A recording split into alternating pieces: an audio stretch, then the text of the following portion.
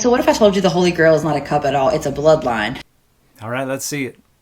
And that bloodline started when Jesus got Mary Magdalene pregnant. Listen, forget the Sunday school version that you know about this. In the Gospels of Philip, an ancient text, they call Mary Magdalene Jesus's companion. Now, that also is an Aramaic word for wife. And Mary wasn't just a follower. She bankrolled Jesus's ministry. She went everywhere with him. And then after the crucifixion, she just kind of disappears. There's a legend, though, that she fled by boat, landed in southern France, where she was pregnant with a little girl. She named her Sarah. Sarah went on to become part of this dynasty. I'm not trying to pronounce it because I mess it up every single time. Anyways, they were these mystical rulers from France. And this is where the Holy Grail became the Sang Real, or the royal blood. Obviously, the Vatican could not let this stand, because if Jesus had a wife and a child, the church loses all control of the masses. So in 591 AD, Pope Gregory decided to remix Mary and make her a 304 girl. This erases her leadership, buries her story, and turns her into a cautionary tale. What happened to Jesus' bloodline? Well, there are whispers that powerful groups have been protecting this bloodline for centuries.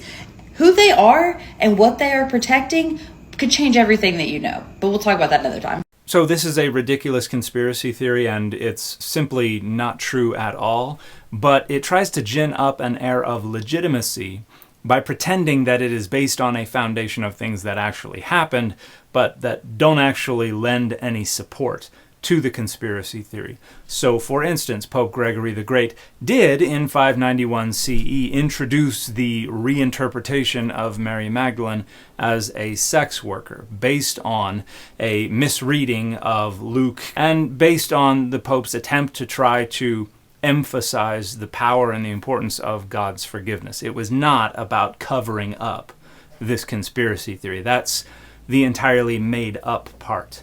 Now, this might sound to you an awful lot like Dan Brown's fictional novel, The Da Vinci Code. And in another video, this content creator says, no, this is not based on the Da Vinci Code. And that is correct.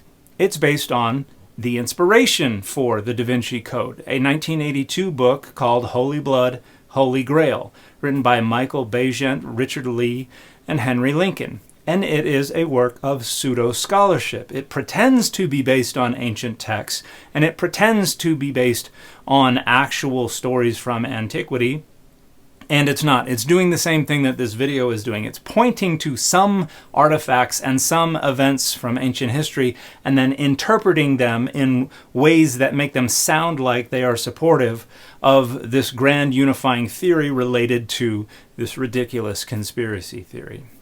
And it's just not true. This book has been widely rejected by the overwhelming majority of historians, of scholars of Christian history, of scholars of the Bible, of pretty much everyone in any relevant field of study. Again, it is a ridiculous conspiracy theory, and really the best thing that came out of it, and the only useful thing, was Dan Brown's fictional novel, The Da Vinci Code.